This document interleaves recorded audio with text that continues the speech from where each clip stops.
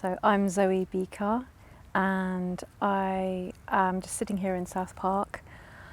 I can't quite believe that I'm here. This is Falco, my mule, in the background. We have just completed where I think we've only got maybe 3 miles left to do of a 1,000-mile walk to raise funds and awareness for Stop Ecocide International. Right now it feels quite surreal to be back here. I feel both just sort of slightly overwhelmed and disorientated and tired from the heat, but also my heart feels really full. I'm just so touched and amazed by just the love and care of all the people who came out to meet us. There was my mum, my dad, my uncle, my cousin, a load of my friends, and a wonderful woman who gave, she's a shamanic practitioner, and she created a beautiful little ceremony of Thanksgiving. So yeah, it's just it's a whole mixture of feelings, but mostly just really grateful and overjoyed to have the kindness and the love of all these friends who welcomed us. Nature is where I find my sense of the spiritual, so it's an understatement really to say it's important to me. It's kind of the foundation of my happiness and sort of who I am in a way. And then having been on walking holidays, particularly one quite fairly long walking holiday in Romania with a heavy rucksack on my back, and watching the locals going around with their animals who were working with them, I realised, okay, there's a better way to do this. And I suddenly became really interested in doing a walk with a pack animal, you know, with an animal companion. I guess I held that dream, and it became a sort of need and a way to do sort of a pilgrimage, really, and that stayed with me for years. And then I found out about the work of Stop Ecocide in 2017, and I messaged Jojo Mehta, who was working with Polly Higgins at the time, and said, I really want to do this walk to support your work. So I had a little Skype session with Polly, and then just very briefly met her at an event in Stroud, and the following year she died.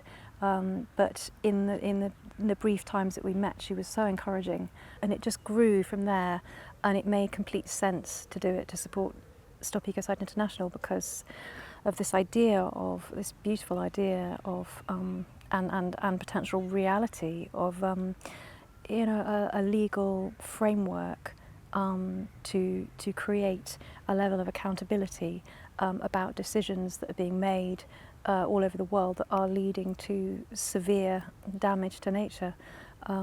I found that quite a revolutionary, very exciting idea. I admired very much the way Polly had tackled it as well, sort of not, you know, she had this wonderful way of being non-confrontational whilst sort of being revolutionary at the same time, and I found that really inspiring. So it just came together, and that was, you know, had that Skype session 2017, then Falco came in 2019, and then I trained up for a couple of years with him before setting off for 3 years really before setting off with him. But it was a hugely long journey for me because I'm not a horsey person. I was a novice equine owner. I just felt like now was the time to do it. You know, another part of this walk, like another thread, if you like, kind of woven in, has been this there's a weaving project. It's called Interwoven, and it involves loom weavers who are working in diverse parts of the UK, and they're invited to produce a 35 by 42.5 centimetre section of loom woven cloth made with yarn that is undyed and as locally and sustainably sourced as possible.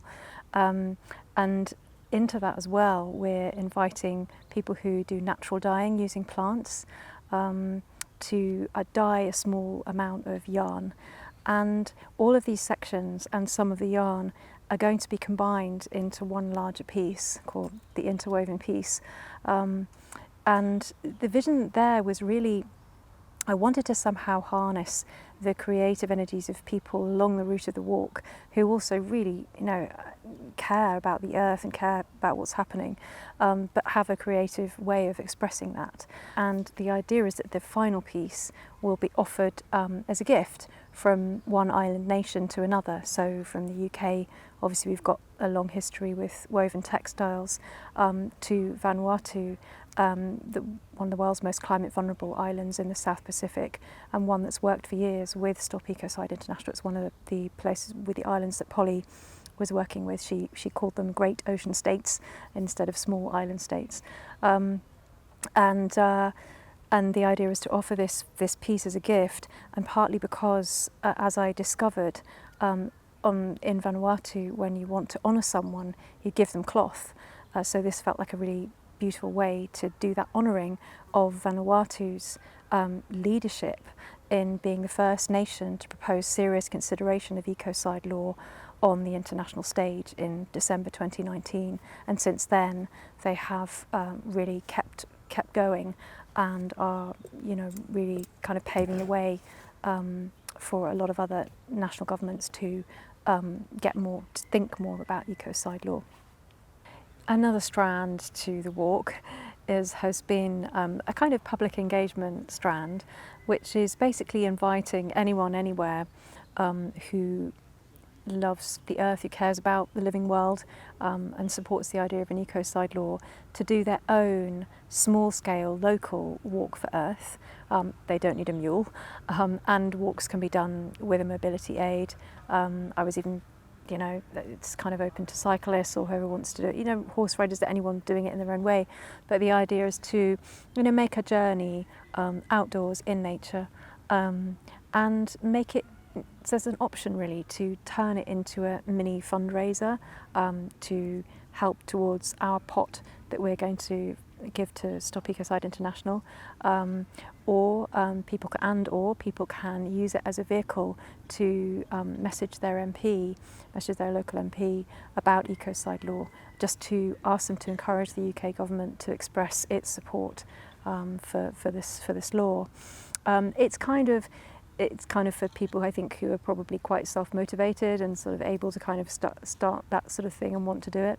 But for those sorts of people, and also for groups, there are plenty of kind of walking groups and people who, who do walking for mental health, who would also be very welcome to kind of join in with that. So yeah, it's open to anyone, and it's still up there on the website for anyone who feels like checking it out.